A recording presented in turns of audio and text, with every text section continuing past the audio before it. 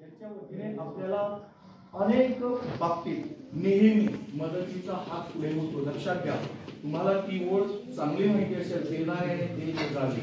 आपण घेतोय अजून, पण तुम्ही जेव्हा मोठे व्हाल, सरांनी सांगितलं आपणही समाजाचं देणं लागतो, तुम्ही सुद्धा असेच काहीतरी समाजाचं देणं लागतो म्हणून द्याल अशी तुमच्याकडून अपेक्षा करतो। तुम्ही आजचं हे सेशन ऐकून घेतलं, तुमचे आभार मानतो आणि विद्यालयाचे प्रिन्सिपल आपले चेडे सरांनी या ठिकाणी हे आजचं सत्र ठेवायला अनुमती दिली, त्यांचेही आभार मानतो। आणि आजचा हा कार्यक्रम या ठिकाणी संपन्न होतोय।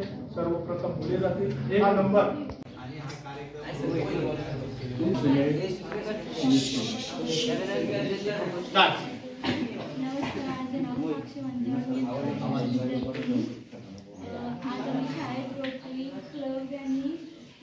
करिअर बद्दल गायडन्स दिलं, त्यांचे सर्वांचे आभार मानते।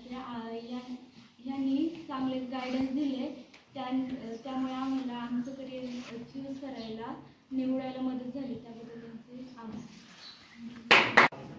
बरोबर आहे की नाही?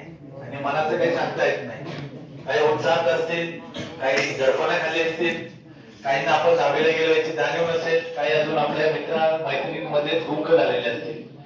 शिक्षक येतात, नवीन विचार घेऊन दररोज वाटण्याचा प्रयत्न करतात, पण वाटणं हे परिस्थितीवर अवलंबून असतं, तुमच्या घेण्यावर अवलंबून असतं।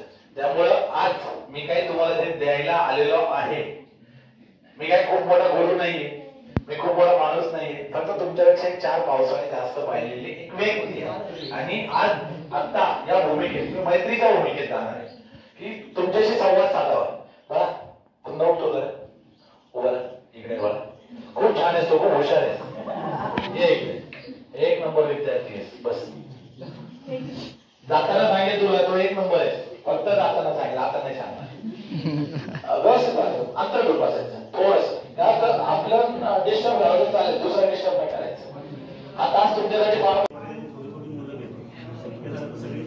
आणि त्या मुलांचा आपण एक ग्रुप करतो की जेणेकरून त्यांच्यामधलं इंटरॅक्शन व्हावं। आता नॉर्मली काय होतं की 7वीतला मुलगा तर त्याची मैत्री 7वीतल्याच मुलासोबत, 8वीतला मुलगा तर 8वी सोबत, पण 7वीतला मुलगा 10वीच्या मुलासोबत मैत्री करत नाही। तर हे इंटरॅक्शन करून द्यायचं काम रोटरी करते इंटरॅक्ट क्लबच्या मार्फत। आणि त्यांना आपण वेगवेगळ्या स्किल्स शिकवत असतो, वेगवेगळे, जसे आज सर आलेत तसे वेगवेगळ्या फील्डमधली लोक येतात आणि तुम्हाला ते त्यांचे अनुभव कथन करतात, त्यांचे काही समुपदेशन होतं की जेणेकरून तुम्हाला एक चांगला व्यक्ती बनवायची त्यांना एक संधी असते आणि ती तुम्हाला द्यायचा ते प्रयत्न करतात।